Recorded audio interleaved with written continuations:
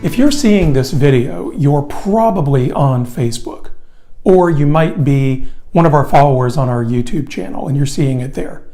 Either way, you're a user of social media, and that's not surprising. Pretty much everybody in the world uses social media. We know that Facebook tries to connect the entire world. Well, that's great, but if you are an immigrant to the United States, or somebody who even wants to get a visa to visit the United States, you should know that whatever you're watching on social media, pretty good bet that the Department of Homeland Security is going to be watching it too. That's because of new regulations that were published for comment today in the Federal Register on March 30th, 2018.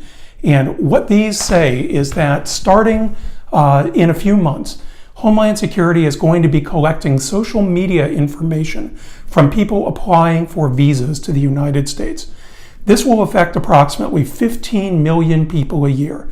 Not just people who are trying to immigrate here, but people who are trying to visit, people who are trying to come as students, people who are trying to come for internships.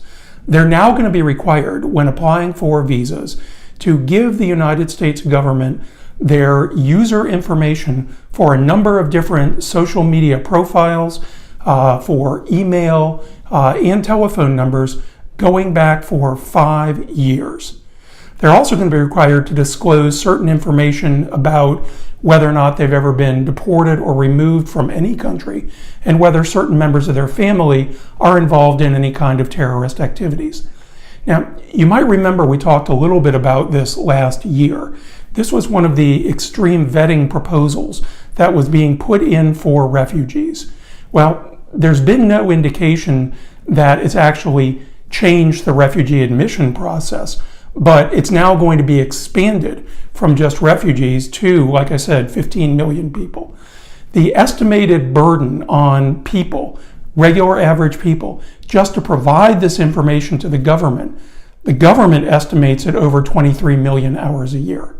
It really is unclear how many hours it's going to take the government to look through it, what they're going to be looking for, what is going to be perhaps considered by them to be suspicious for follow-up or for denying visas.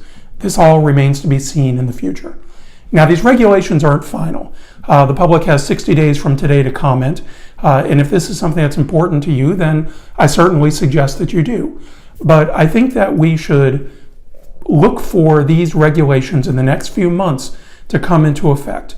And without any real indication of what the government's looking for, it's hard to know what will or will not be acceptable, nor will there be any indication that this is targeted against any specific group of people or that any sort of suspicion is needed. This is just going to be an across-the-board data collection. Now, it doesn't apply so far to people who are traveling on ESTA, people who are coming here on a visa waiver from countries that we have agreements with.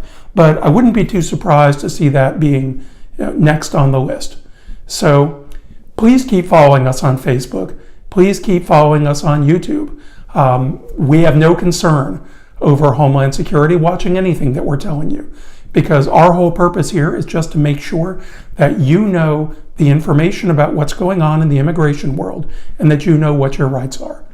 If you have any particular questions about a case or you want to know about any particular situation, please feel free to contact us at area code 423-402-0608 or online at www.lesterlaw.org. Please follow us on Facebook. Please subscribe to our YouTube channel. And until next time, stay safe, stay strong. We'll see you soon.